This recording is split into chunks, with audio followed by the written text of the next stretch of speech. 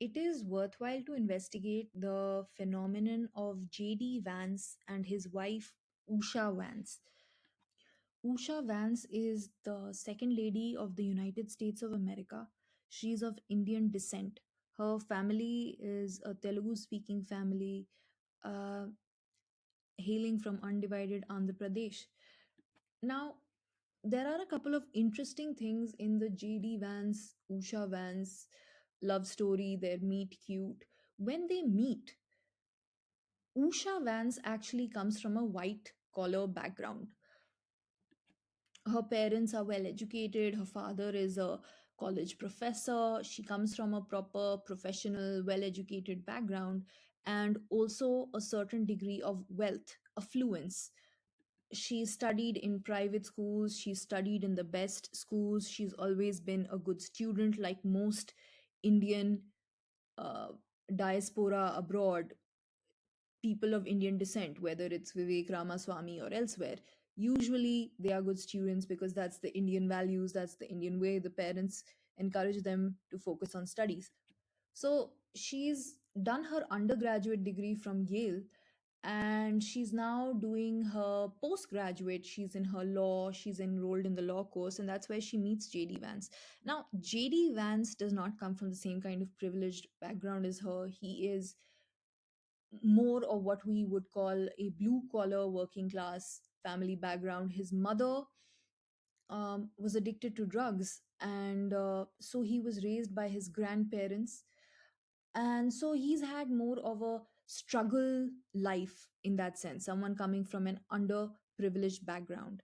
And what happens is that he, after his high school graduation, he uh, joins the US military. He serves in the military, and after that he obtains an undergraduate degree, and not from Yale though. And then he comes to Yale, which is this prestigious, snobbish place, mostly for wealthy students, mostly for the creme de la creme. And he comes there, and um, he doesn't know how to negotiate this space because this is a firmly um, privileged space. And for him, coming from his background, it's a place that makes him nervous. It's a place that one can put oneself in his shoes and one feels like a fish out of water. And there is a strong desire to fit in when we go to university when one is a young person. So this is his sort of headspace, and he meets Usha Vance, and she's kind and she's helpful, and they fall in love. And in fact, JD Vance himself states that Usha Vance was a major contributor to his success at Yale and to his later success also, because after obtaining his law degree from Yale, he gets an MBA degree, and then he works in that capacity. He works in the managerial finance kind of capacity. So in his professional life, Usha Vance transitions him, guides him into this white collar space because it's a space she's familiar with, privy to. She knows how to conduct herself, she knows the unspoken rules of being in that space. And one thing that I found very interesting, which is JD Vance himself says that he didn't understand the concept of open office hours. Professors at Yale would keep office hours. And again, this is one of those unspoken rules that it was understood that office hours, one is supposed to go there and develop a personal relationship with the professor. One is supposed to expected to go there and have some kind of an interpersonal dynamic. um, so this was something that he didn't know because, again, unwritten rule. And this was something that Usha nudged him, and this is something JD Vance himself stated, that it was Usha who nudged him, that this is the culture, this is what that means. And so in a large part, decoding these mannerisms, decoding the kind of expected normative behavior, Usha Vance was critical to that.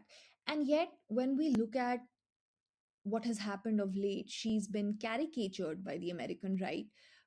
She's been called a Jeet. Her religious beliefs have been called into question. So this is kind of a contentious space. And another thing that I wanted to mention here is that J.D. Vance wrote a book, a very famous book. about his experiences, his life experiences, being from the working class and then transitioning into the white collar segment, and also how he views the world, how he views contemporary America, what contemporary America is like for somebody like him, coming from a small town, coming from rural somewhere, coming maybe from the Midwest, coming from one of the non cool areas in the United States. And that book was called The Hillbilly Elegy. And that Hillbilly Elegy, or elegy, I don't know how one says it, that book was made into a movie. Now, this is the interesting part, and this is the thing with racism. And the thing with racism is that when that book was made into a movie, J.D. Vance, now in that book, J.D. Vance writes about, it's semi autobiographical. He writes about his own life and he writes about his wife as well. So when that book is made into a movie, his wife is played by a white woman, Amy Adams. The production house, the people who bought the rights to his movie, they changed the casting such that it's a white woman playing his wife. And that does change the narrative, and that does matter, because when you see how supportive she was and how helpful she was, grounding that in her identity is important, because her values had something to do with that. The way she was raised had something to do with the person that she is. And arbitrarily changing her with a white woman, that is xenophobic and that is racist. And my what I surmise from this, from the changing of the lady, is that it was probably done to make it more palatable to a white audience,